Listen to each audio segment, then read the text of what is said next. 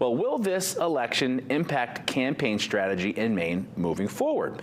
Of the three major races decided early this morning in ranked choice voting, only Republican Bobby Charles came out of primary day with the lead and left with the nomination.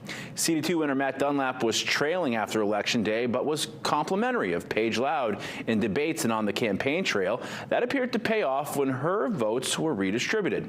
Nirav Shah had the lead after the primary, but in the end, the consortium of Hannah Pingree, Troy Jackson, and Shenna Bellows toppled his candidacy.